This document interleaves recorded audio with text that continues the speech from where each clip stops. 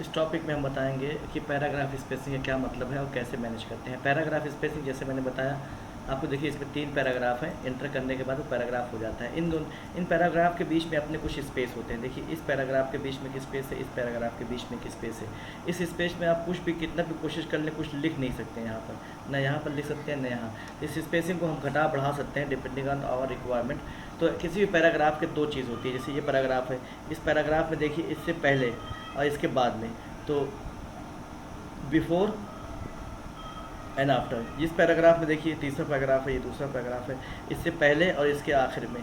तो हम दोनों तरफ स्पेसिंग बना सकते हैं कि after paragraph and before paragraph, चाहे जो पैराग्राफ हो। इस पैराग्राफ पहला पैराग्राफ है तो इसमें बिफोर भी कर सकते हैं, यहाँ पर भी कर सकते हैं स्पेसिंग और यहाँ पर भी कर सकते हैं।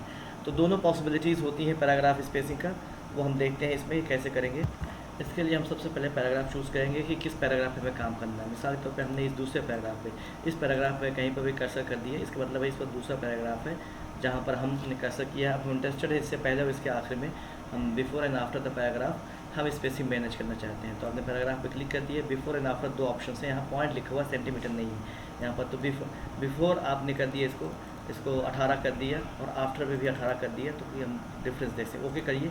देखिए इस दोनों के बीच में कुछ पैराग्राफ्स बढ़ गए। यहाँ पर स्पेसिंग इससे पहले और इसके बाद में दोनों में स्पेसिंग बढ़ गई। आप दोबारा से इसको मैनेज करिए, फिर दोबारा देखिए इसको मैंने और बढ़ा दिया है, और बढ़ाने पे देखिए और ज़्यादा स्पेसिंग इसके बीच में बढ़ गई है। तो ये पैराग्राफ स्पेसिंग कहलाती है। इस पैराग्राफ में हमने जो पैराग्राफ 3 है, इससे पहले और इसके बाद में हमने पैराग्राफ की कुछ स्पेसिंग बढ़ा दी है।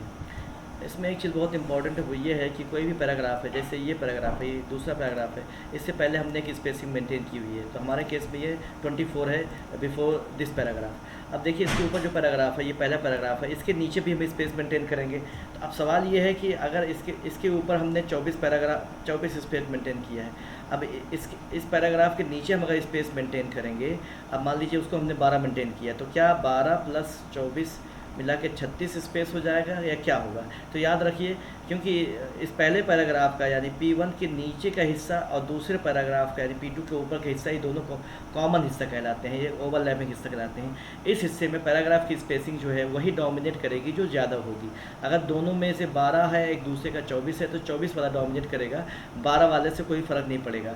और अगर दोनों का 24 है तो कोई फ़र्क नहीं पड़ेगा। मान लीजिए पहले वाले का आपने 12 से हटा के उसको 36 कर दिया, अब 36 चूँकि हायर वैल्यू है तो ये डोमिनेट करेगी और यहाँ के बीच का स्पेस 36 हो जाएगा।